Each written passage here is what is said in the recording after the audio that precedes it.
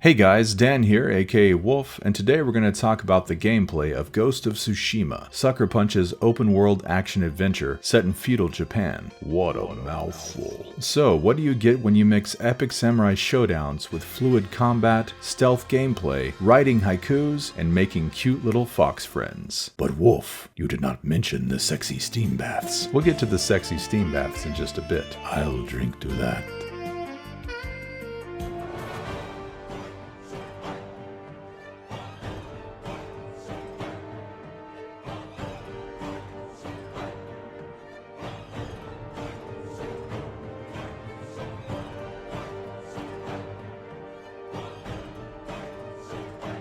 If you like killing innocent Mongols just trying to expand their empire for the glory of the Khan, then Ghost of Tsushima is just for you, as you'll be acquainted with countless ways of ending your fellow human beings, from socially acceptable forms of samurai murder to the effective but frowned upon methods of the Ghost, the latter of which will get you in trouble with the Shogun. Is this how you want to be remembered?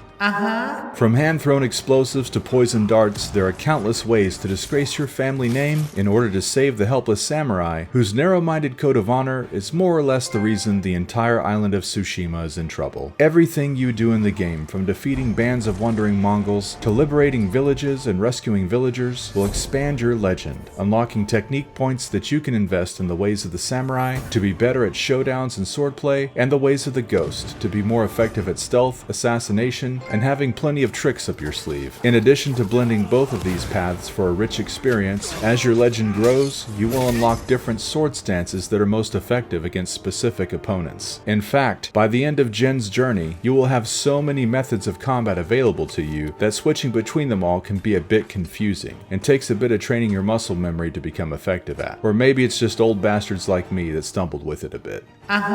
Even if you don't use everything available to you, once you have the basics down, the combat itself becomes very fluid, and you'll be cutting through Mongols and Ronin in no time. In fact, some parts of the game are a little too fluid, such as the Assassin's Creed portions where your character glides up sheer rock faces with so much ease, Sucker Punch might as well just let you teleport to the top.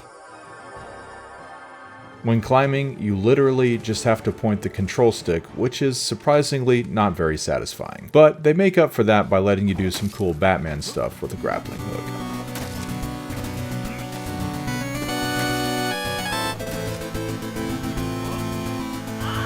Tsushima Island is large and expansive, spanning sweeping grasslands, breathtaking fields of color, and ugly snow regions with frost-resistant flowers. Throughout the landscape, you'll encounter fox companions that will lead you to sacred Inari shrines, requesting only a good scratch in return. You'll also come across yellow songbirds that will lead you to virtually anything in the game that isn't an Inari shrine. When they're not taking you to useless quest NPCs or locations you've already discovered, they can help you find some nifty stuff, like cosmetics, lost relics, and bamboo platforms where you can test your might, arcade style. Test your might.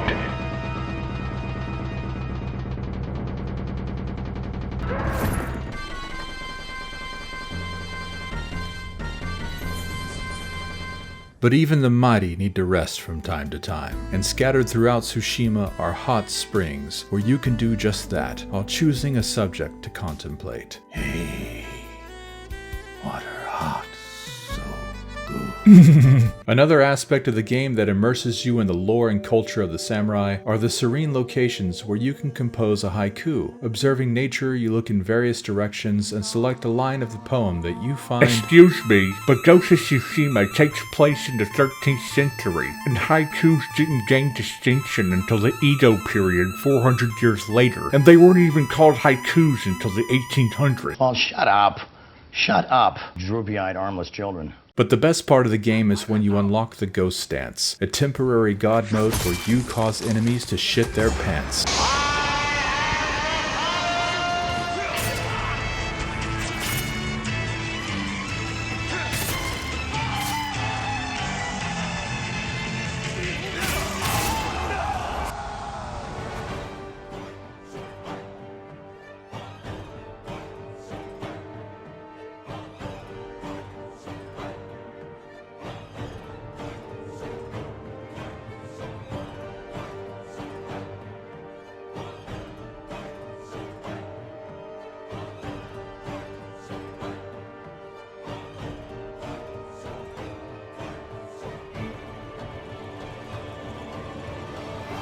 Uh-huh.